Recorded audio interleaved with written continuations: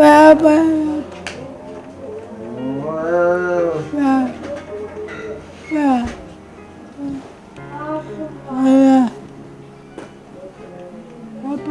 কেউ গভীর খেয়ালে মগ্ন, কেউ বিড়বিড় করছেন নিজের সঙ্গে, হয়তো স্মৃতি খুঁজে ফিরছেন, নয়তো অতীত ভোলার চেষ্টা। আল্লাহু আকবার, আল্লাহু আকবার, আশহাদু আল্লা ইলাহা ইল্লাল্লাহ। কারি সাহেব হিসেবে এই ব্যক্তি পরিচিত হলেও তার নাম জানে না কেউ। ৩ বছর আগে খুলনা নগরীর ৭ রাস্তা সংলগ্ন যাত্রী ছাউনি থেকে অচেতন অবস্থায় উদ্ধার করা হয় তাকে। নিরালা তাবলিগ মসজিদের গেট থেকে কুদ্দুস আলী, ফুলবাড়ি গেট এলাকায় পরিত্যক্ত ঘর থেকে ৭০ ঊর্ধ্ব রেখা, রেল স্টেশন থেকে বাক প্রতিবন্ধী ফাতেমা, সোনাডাঙ্গা থেকে উদ্ধার করা হাজেরা বাসিরাতুন্নেসা। সবার গল্প ভিন্ন ভিন্ন হলেও জীবনের পড়ন্ত বেলায় নিষ্ঠুর নিয়তি তাদের গেঁথেছে একই সূত্রে। ট্রু 700 ppm আকিশ বসে ক্লাস কেনার আগে দেখে নিলেই জিতবেন।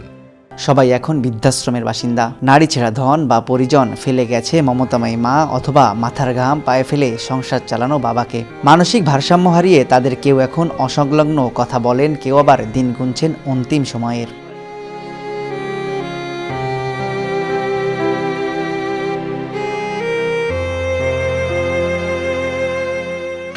কেমন আছেন? ভালো আছে। রোজা ছিলেন? হ্যাঁ, তাই কয়টা রোজা ছিলেন? বেশি থাকতে পারলাম, 10-12টা ছিলাম। আচ্ছা, অসুস্থ তো, কি কি রাঁধতেন? সেবাই জানতাম। তারপরে খিচুড়ি বানাতাম, আমার ছেলে খাইতো, নাতি পুতিরা খাইতো। নাতি আছে 2টা, মনে হলে আসে না তো, কেউ আসে না। ঈদ জানেন? জানি। বলে আছে কি বলেন তো? ঈদ একজনও নাই, আল্লাহ 9জন, কেউই নাই দুনিয়ায়। মা নাই, বাপ নাই,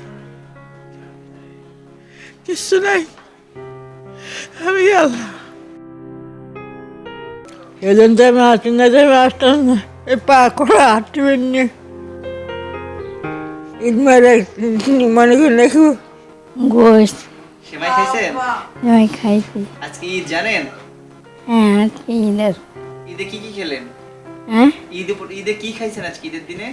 আজকে তো সেমাই খাইছি, আর বিরিয়ানি দেবে, গোশ দিতে,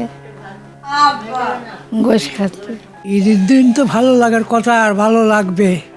যা এখানে যা পাইছি তাই খাইছি, দেখা এর আগে করছি।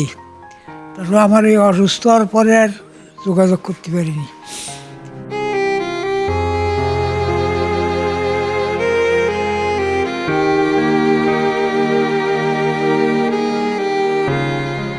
কিন্তু এমন তো হওয়ার কথা ছিল না। তাদের তো থাকার কথা পরম যত্নে পরিবার পরিজনের সঙ্গে, উদযাপন করার কথা ঈদ আনন্দ।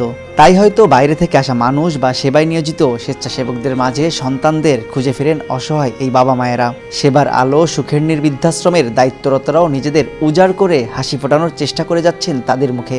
যখন শুরু করি আমরা এটা, তখন আমাদেরকে একটু আনইজি লাগতো বিষয়গুলো, কিন্তু এখন এনাদের সাথে চলতে চলতে এনাদের ডায়াপার চেঞ্জ করা থেকে শুরু করে সব কিছু আমরাই করতে পারি। আমাদের কাছে এটা এখন আর কোনো কিছু আনইজি মনে হয় না, আমাদের কাছে কমফোর্ট ফিল হয় না। এনাদের সাথে থেকেও আমাদের নিজের মনের মধ্যে একটু শান্তি পাই। ঈদের দিনটা আমরা আমাদের বৃদ্ধ বাবাদের সঙ্গে থাকতে চাচ্ছিলাম, তাদের জীবনটা কেমন কাটছে, তাদের দিনটা, ঈদের দিনটা কেমন কাটছে। একটা সময় আমাদেরও বয়স হবে, আমাদের দিনটা কেমন কাটতে পারে জানি না। গার্জিয়ান নাই, যাদের পরিবারের ঠিকানা নাই, এইসব মানুষগুলি যখন রাস্তার পাশে পড়ে থাকে, তখন শুধুমাত্র সেই সব বৃদ্ধ মা বাবা সবাইকে না, আমাদের তো ধারণ ক্ষমতার একটা বিষয় আছে। আপনি দেখছেন একটা খাটে 2-3-4 জন করে রাখছি, আমাদের প্রায় 100-র উপরে মা বাবা সেবা করার সুযোগ হয়েছে। অনেকের পরিবার খুঁজে পাইছি, তাদেরকে দেওয়া হয়েছে। সব মিলে অসহায় মানুষের, রাস্তায় পড়ে থাকা মানুষগুলির, আশা হারিয়ে ফেলা মানুষগুলির মুখে হাসি না থাকা, সেই মানুষগুলোকে নতুন করে বেঁচে থাকার জন্য একটু আশার আলো, হাসি মুখ দেখার জন্যই আমরা সারা দিন রাত পরিশ্রম করি।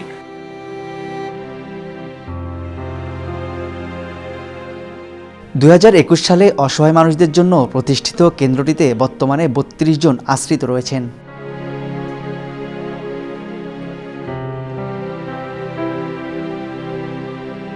তবু এই মুক্ত বাতাস কখনো কখনো বিষাক্ত মনে হয় তাদের কাছে। মনে হয় জীবন যেন বন্দি 4 দেয়ালে। তবু সন্তানের প্রতি নেই কোনো আক্ষেপ, নেই কোনো অভিযোগ। যতটুকু দুঃখ তাও পুষে রেখেছেন বুকের মধ্যে। তাদের চাওয়া যেখানেই থাকুক, যে অবস্থায় থাকুক, ভালো থাকুক সন্তানেরা।